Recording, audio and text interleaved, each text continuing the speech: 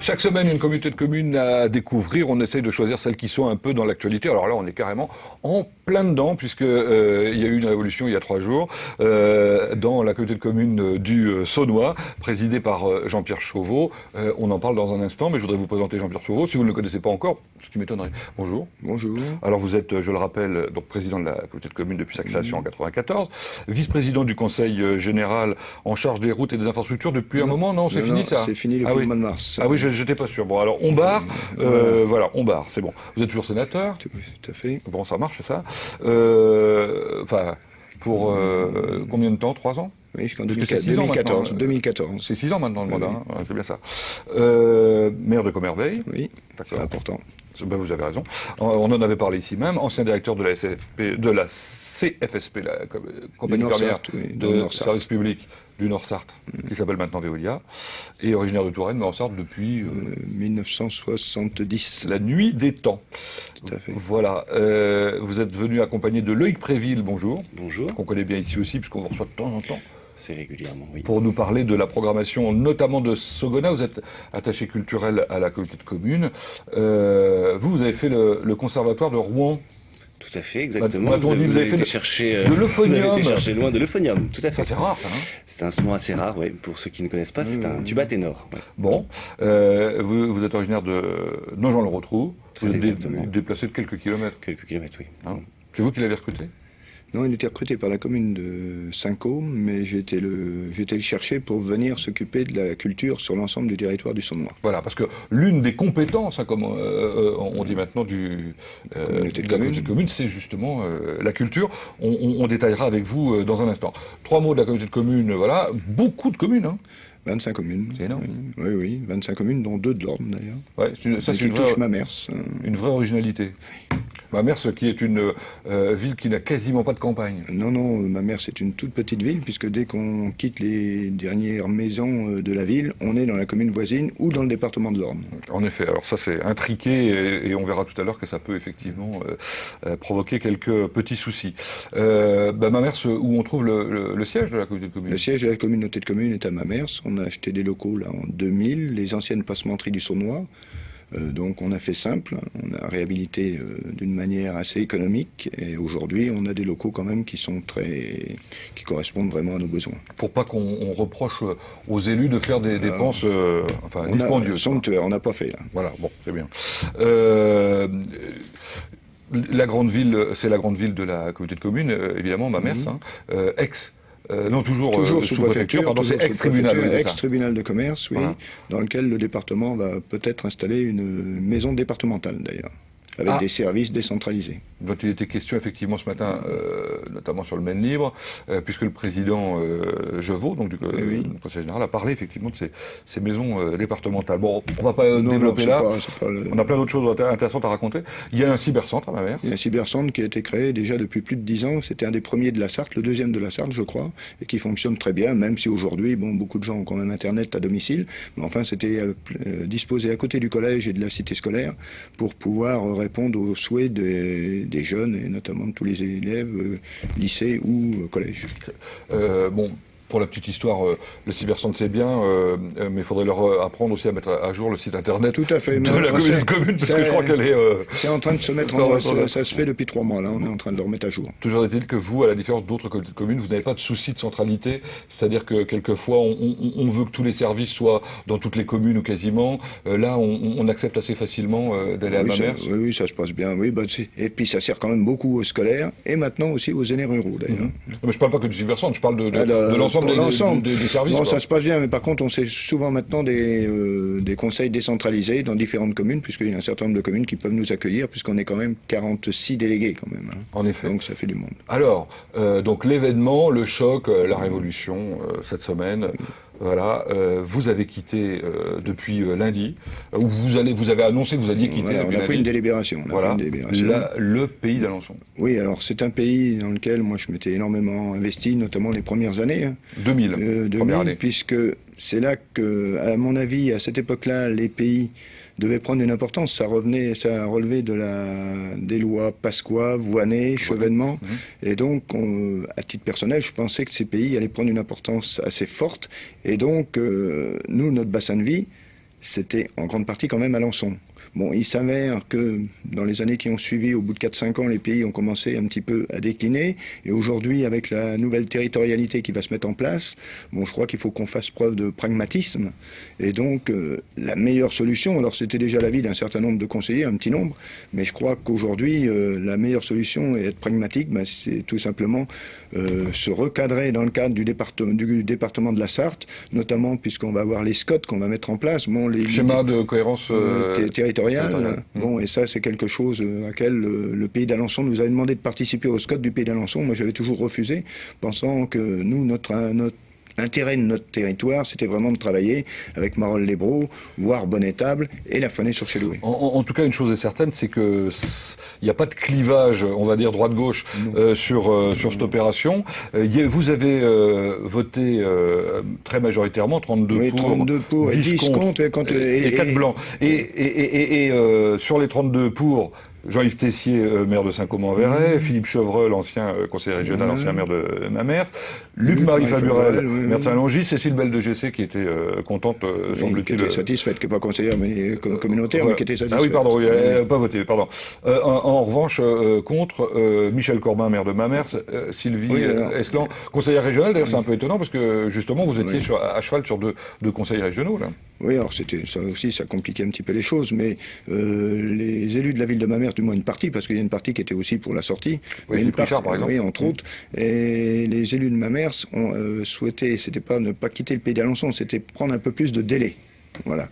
Mais par contre, comme on a un CTU, un contrat territorial unique, qui se termine au 31-12, bon, si on n'avait pas pris une décision là, il y a une huitaine de jours, eh bien, on se retrouvait de nouveau embarqué sur 3 ans, et ça nous posait un problème par rapport notamment aux nouvelles cartes de la territorialité. Alors parlons-en de ces nouvelles cartes, effectivement. On sait que vous avez une communauté de communes à côté de la vôtre qui va disparaître par la force des choses, elle fait moins de 5000 habitants. On avait reçu son président ici, c'est Persaigne, enfin le massif de Persaigne. Oui. Et puis vous aviez un peu envie de vous marier avec le pays marolais. Oui, on a beaucoup travaillé ensemble avec le massif de Persaigne et le pays marolais dans le cadre des CRD, c'était les anciens contrats régionaux de développement, sur lesquels on a dû avoir 4 contrats, ça a duré une petite quinzaine d'années. Et on avait l'habitude vraiment de travailler en parfaite coopération et coordination. Bon, il s'avère que quand on est parti dans le pays d'Alençon, les gens du pays marolais, dont son président, bon, n'étaient pas très contents, très satisfaits, et donc ils nous ont battu un petit peu froid pour appeler les choses, appeler un chat un chat. Et donc je pense qu'en faisant ce geste-là, ce geste fort, qui est plus qu'un geste, c'est un acte politique direct, eh bien on va un petit peu dans leur sens pour essayer de rapprocher les choses et rapprocher les gens surtout. Donc ça veut dire que vous allez faire là une super communauté de communes.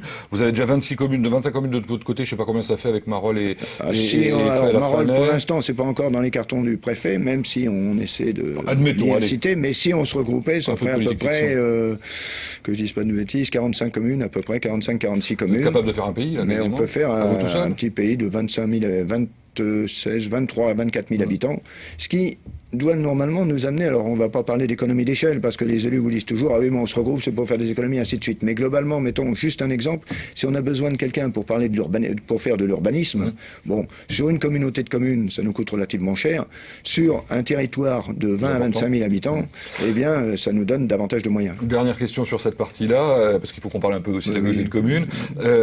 Du coup, le pays marolais était dans le pays marolais, oui, c'est-à-dire la communauté de communes, dans le pays de Haute-Sarthe. Haute-Sarthe, oui. Ça veut dire qu'ils vont... Alors pour l'instant, on n'en est pas là, mais pour en avoir parlé avec les élus, certains élus du pays de la Haute-Sarthe, bon, si le regroupement des communautés de communes se fait, il se fera avec les 4 communautés de communes du Nord-Sarthe, de la Haute-Sarthe, également avec Ciel Guillaume, qui en fait déjà partie.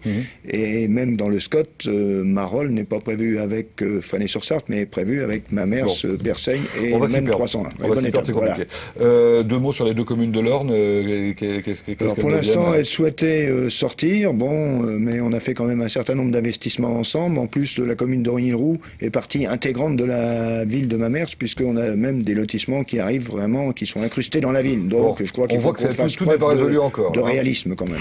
C'est complexe. C'est complexe. Bon, une chose est sûre, en revanche, je l'ai lu, voilà, il semblerait que Sogona, dont s'occupe Loïc Préville, est quand même un produit de ce pays d'Alençon. Enfin, c'est un peu grâce au pays d'Alençon que c'est né. C'est pas tout à fait... Ça a été financé. Non, alors il faut savoir, les pays quand même, financièrement, nous versent des subventions, mais ces subventions, elles viennent de la région des Pays de la Loire, elles viennent du Conseil général de la Sarthe, et donc en aucun cas du pays. Donc je ne vais pas dire que ça sert de boîte aux lettres, le terme n'est pas très sympa, mais c'est un petit peu ça quand même. D'accord, hein, bon, voilà. bon, vous avez bien répondu. Loïc Préville, en tout cas, vous en êtes content, vous, de Sogona. Ah, parfaitement.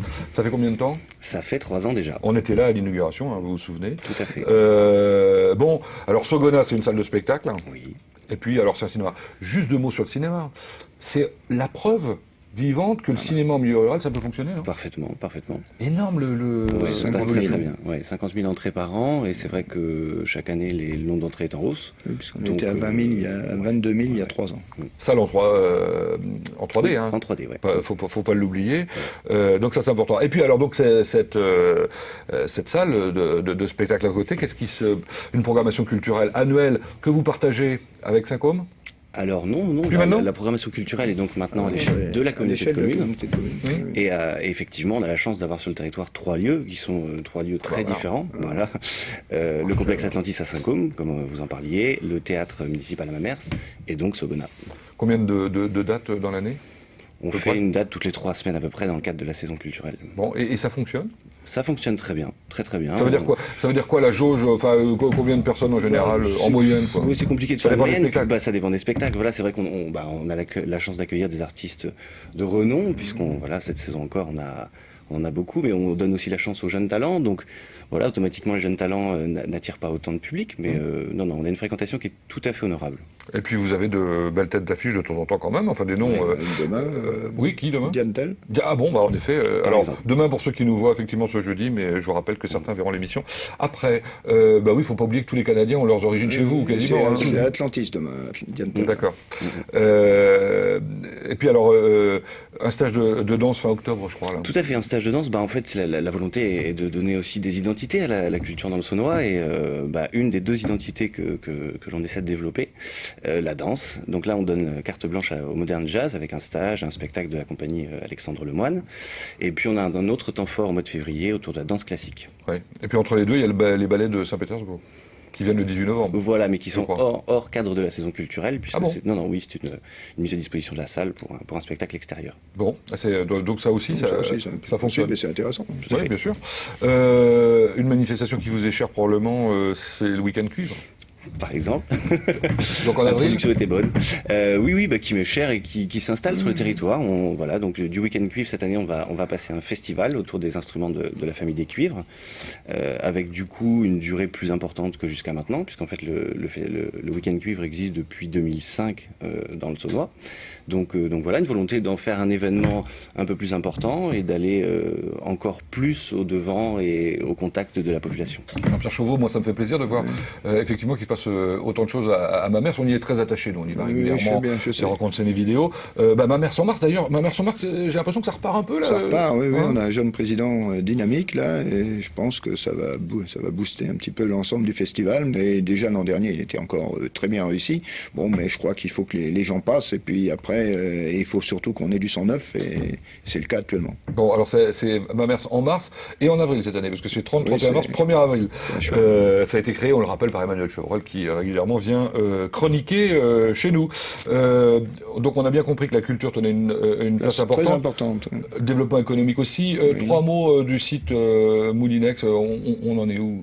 Alors le site Moulinex, je ne vais pas parler de la réindus, tout ça, mais les bâtiments en tant que tels, actuellement, il y a 2 entreprises. Il y a malheureusement une entreprise qui a des difficultés récemment, là, qui fabriquait des escaliers, mais autrement, il y a 2 entreprises qui occupent l'ensemble des 80% des bâtiments. À peu près. Vous avez pas mal de zones, hein, zone du Saunois, zone de Haute-Éclair, zone de Cities, le village d'artisans. On a 2 villages d'artisans qui fonctionnent bien, qui sont bien remplis et qui marchent très bien. Et alors parmi les services, je ne sais pas si on met ça dans l'économique ou pas, mais je pense que ça doit y aider, un service de transport interurbain à la demande? Oui, alors à la demande, on a monté ça avec le Conseil général notamment, c'est-à-dire c'est un service de taxi qui passe 2 3 demi-journées par semaine à la demande. Il y a une plateforme qui est au Conseil Général, un petit peu comme Mobiltis, et les gens téléphonent, et donc à ce moment-là, il y a des taxis, mais sur des demi-journées bien précises, des taxis qui passent chercher les gens à domicile. Très bien. Bon, on n'a jamais le temps de tout dire, c'est toujours terriblement frustrant. Pour terminer quand même, n'oublions pas que vous avez été le suppléant de François Fillon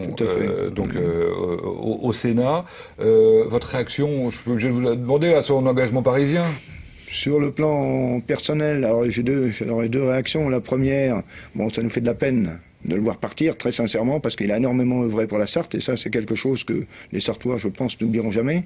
Bon, d'un autre côté, je pense qu'aujourd'hui, il peut aspirer à autre chose et puis avoir une nouvelle expérience. Je crois que c'est un homme de défi, et se présenter pour être député de Paris, ça me semble une très bonne chose pour lui, et puis c'est autre chose. C'est une autre direction qu'il prend, et on ne peut que l'encourager dans ce sens-là.